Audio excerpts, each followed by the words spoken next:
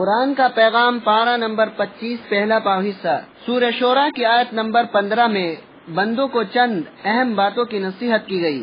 اللہ تعالیٰ نے اس آیت میں 10 اہم چیزوں کا حکم دیا ہے۔ نمبر 1 دین کی دعوت دوسروں تک پہنچانا۔ نمبر 2 توحید و عبادت اور سیدھے راستے پر قائم رہنا۔ نمبر 3 نفس کی خواہشات سے دور رہنا۔ نمبر 4 تمام آسمانی کتابوں پر یقین رکھنا۔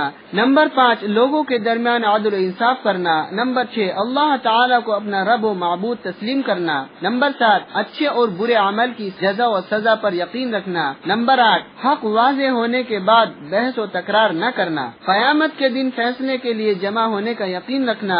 نمبر 10 سب کو اللہ کے دربار میں حاضر ہونے کا یقین رکھنا۔ سورہ شورى کی آیت نمبر 22 میں بتایا گیا قیامت کے دن مشرک عذاب میں گرفتار ہوں گے اور ایمان والے جنت میں عیش کریں گے۔ قیامت کے دن گنہگار لوگ اپنے برے اعمال کی وجہ سے عذاب الہی سے ڈریں گے، مگر یہ ڈرنا ان کو کوئی فائدہ نہیں دے گا بلکہ عذاب میں گرفتار ہو کر رہیں گے۔ اور اہل ایمان جنت کے باغوں میں عیش کر رہے ہوں گے، وہاں ان کو وہ سب کچھ ملے گا جو وہ چاہیں گے۔ سورہ شورى کی آیت نمبر 25 اور 26 میں اللہ نے اپنے چند انعامات کا ذکر کیا ہے۔ اللہ تعالیٰ نے اپنے فضل و مہربانی سے بندوں پر بڑے انعامات فرمائے ہیں، جن میں سے چند یہ ہیں۔ نمبر 1 وہ اپنے بندوں کی توبہ قبول کرتا ہے اور گناہ معاف فرماتا ہے۔ نمبر 2 وہ بندے کے ہر عمل اور سچی اور جھوٹی توبہ کی حقیقت کو جانتا ہے۔ نمبر 3 نیک کام کرنے والے مومن بندوں کی دعاؤں کو قبول کرتا ہے۔ نمبر 4 وہ اپنے فضل و کرم سے مختصر عمل کا زیادہ اجر و ثواب عطا فرماتا ہے۔ ایسے کریم آقا کی نافرمانی نہیں کرنی چاہیے اور عذاب سے ڈر کر نیک کام کرنے چاہیے۔ قرآن کا پیغام پارہ نمبر 25 دوسرا پاو حصہ سورہ شورى کی آیت نمبر 38 میں یہ سبق دیا گیا ہمیں اپنے تمام کام مشورے ہی سے طے کرنے چاہیے۔ مشورہ تمام انبیاء علیہ السلام کی سنت ہے۔ قرآن و حدیث میں بھی اس کی بڑی اہمیت و فضیلت آئی ہے اور اہل ایمان کی صفت بیان کی گئی ہے کہ وہ اپنے تمام کام مشورے ہی سے طے کرتے ہیں۔ مشورہ کرنے والوں کے ساتھ اللہ تعالیٰ کی مدد شامل ہوتی ہے اور اللہ تعالیٰ کی طرف سے خیر کا فیصلہ کر دیا جاتا ہے۔ چنانچہ مشورہ ایسے شخص سے کرنا چاہیے جس کی عقل کامل ہو، متقی اور پرہیزگار ہونے کے ساتھ ساتھ مخلص اور وفادار ہو، کسی فکر و پریشانی میں مبتلا نہ ہو، خود غرض اور ذاتی نفع کا خواہش مند نہ ہو، لہذا ہمیں اپنے تمام کام مشورے ہی سے طے کرنا چاہیے۔ سورہ شورى کی آیت نمبر 40 تا 43 سے یہ اہم بات معلوم ہوئی معاف کر دینا بدلہ لینے سے بہتر ہے۔ اللہ تعالیٰ نے بدلہ لینے کے بارے میں یہ وضاحت فرمائی کہ اگر کسی نے ظلم کیا ہے تو اس کا بدلہ لینا جائز تو ہے، مگر بدلہ برابر ہونا چاہیے۔ اگر بدلہ لینے میں کوئی زیادتی کرے گا تو یہ گناہ ہے اور اس پر اللہ کے یہاں سزا ملے گی، اور اگر کوئی معافی کر دے اور بدلہ نہ لے تو یہ بڑے عزم و حوصلے کا کام ہے اور اس پر بڑا اجر و ثواب ہے۔ سورہ شورى کی آیت نمبر 49 اور 50 سے پتہ چلا اولاد اللہ ہی عطا کرتا ہے۔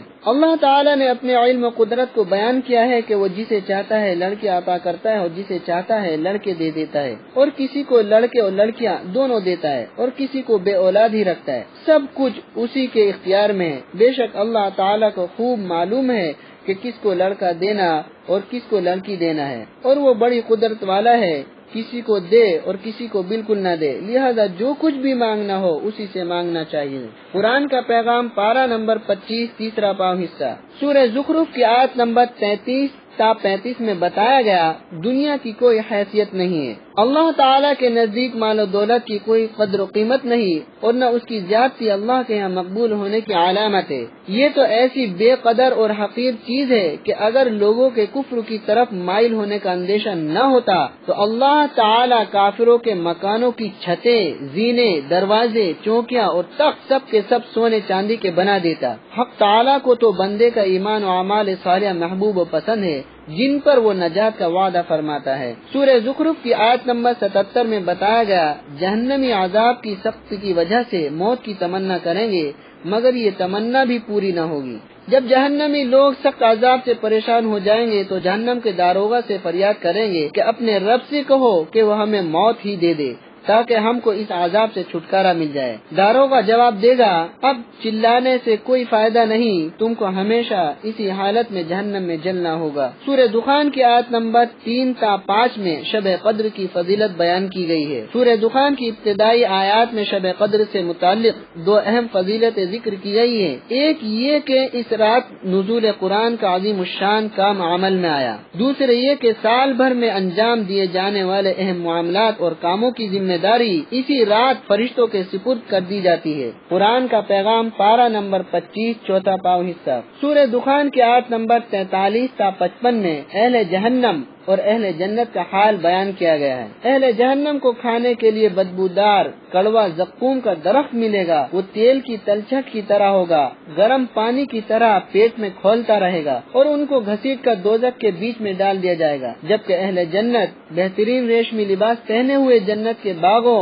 اور چشموں میں ٹہل رہے ہوں گے۔ بڑی بڑی آنکھوں والی جنت کی حوریں انہیں عطا کی جائیں گی اور وہ جنت کی نعمتیں مزے لے کر کھائیں گے۔ اللہ تعالی ہمیں بھی اپنے فضل سے جنت کی نعمت عطا فرمائے اور جہنم سے حفاظت فرمائے۔ سورہ جاثیہ کی آیت نمبر 21 میں بتایا گیا ہے، اچھے اور برے اعمال کا بدل دینے کے لیے آخرت بنائی گئی ہے۔ اچھے اور برے اعمال کا بدلہ دینے کے لیے آخرت بنائی گئی ہے۔ اللہ تعالیٰ نے نیک لوگوں کو اچھے اعمال کی جزا اور بروں کو سزا دینے کے لیے آخرت بنائی۔ اگر آخرت کی جزا اور سزا نہ ہو تو اچھے برے سب لوگ برابر ہو جائیں گے، اور جن لوگوں نے دنیا میں شریعت کے احکام پر عمل کر کے محنت و مشقت اٹھائی اور مخالفین کی طرف سے تکلیفیں برداشت کی، اگر مرنے کے بعد بھی ان کو اس قربانی کا کوئی صلہ اور بدلہ نہ ملے تو ان کا مرنا جینا برابر ہو جائے گا۔ کوئی بھی عقل مند انسان اللہ تعالی سے ایسی ناانصافی کی امید نہیں کر سکتا، اس لیے ہمیں آخرت کے اجر و ثواب کے لیے اچھے اعمال کرتے رہنا چاہیے۔ سورہ جاثیہ کی آیت نمبر 23 میں یہ ہدایت دی گئی، نفس کی اتباع کرنے والا ہدایت اور راہ راست سے محروم رہتا ہے۔ اللہ تعالی نے دل و دماغ اور دیکھنے کی صلاحیت بندے کو اس لیے عطا فرمائی کہ اللہ کے احکام کو دل سے قبول کر کے اپنے نفس کی خواہش چھوڑ دے۔ جو شخص نفسانی خواہش پورا کرنے کے پیچھے پڑ جاتا ہے تو پھر اللہ تعالی بھی اس کے لیے گمراہی کا راستہ کھلا چھوڑ دیتا ہے، پھر وہ حق بات قبول نہیں کرتا، اس کی آنکھوں پر پردے پڑ جاتے ہیں اور دل پر مہر لگ جاتی ہے۔ اس محرومی کے بعد ایسے شخص کو کوئی ہدایت کیسے دے سکتا ہے؟